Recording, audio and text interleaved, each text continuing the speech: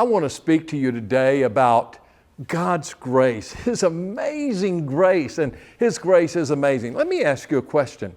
Is there anyone of your friends that you could say, oh, I really love that person, I would do anything for that person? I'm sure there are friends, family members that you would do that for. But now let me ask you another question. Is there an enemy that you have that you would do that for? Well, there was a man who had an enemy. David had an enemy by the name of Saul. Saul persecuted David, but David showed his grandchildren great grace. David was a man after God's own heart, and David loved the Lord, and God raised him up because he had that heart after him, raised him up into leadership. But Saul became jealous over David, and Saul really did a lot of things that were unfortunate, maybe I should say, to David as he became jealous. He was afraid of his leadership and his rise and leadership and everything. And as a result of that, many terrible things were done.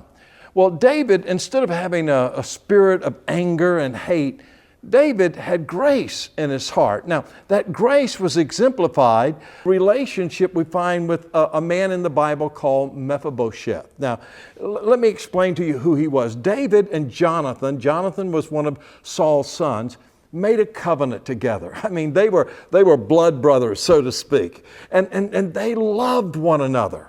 And because of that covenant relationship, that relationship that was rooted in grace, the grace of God, as a result of that, David showed grace and kindness to Mephibosheth, the son of Saul. He said, is there someone in Saul's household that is still around? And they told him of Mephibosheth, Jonathan's son. And so David went out there, had him to be brought back and had him to sit at his own table. And so here was this man, Mephibosheth, he was lame because during this time of fleeing, his legs were crippled and he became lame. And as a result of that, he was afraid. He was afraid of what was going to happen to him when David brought him in. But David brought him to his own home, sat him at his own table. Here was this man, lame, broken legs, and David showed him kindness. And he said, all that's here in my house is for you, Mephibosheth. Now that's kindness. That's the grace of God. And the reason I share that story with you is because I felt like Mephibosheth.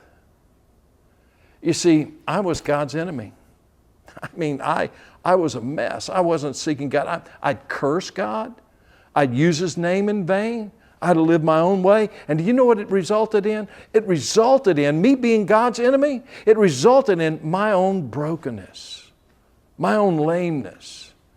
And yet, God loved me so much that He sent His own Son, Jesus, to take the punishment for my sins. And do you know what happened?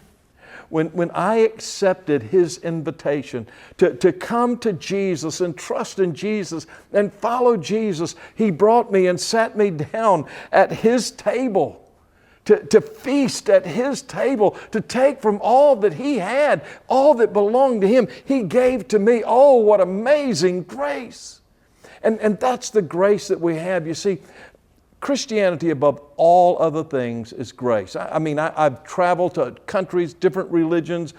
Everybody has different rules, but there's one thing that's different about Christianity and every other religion, and it's the grace of God.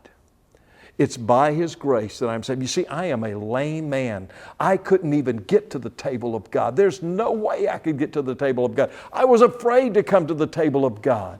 But I want to tell you what, Jesus Christ, when He died on the cross, was buried and arose from the grave, sent His Spirit to come and dwell and live in me, and He picked me up and He brought me to the table of God. And today I can sit at the table of the King of Kings and Lord of Lords, even though I am a lame man, even though I am a broken man. So today, the way God raises up leaders, the way God moves in our lives, it's not because of anything we've done, but it's by His wonderful grace. Why don't you spend some time today just thanking Him for His grace and His love?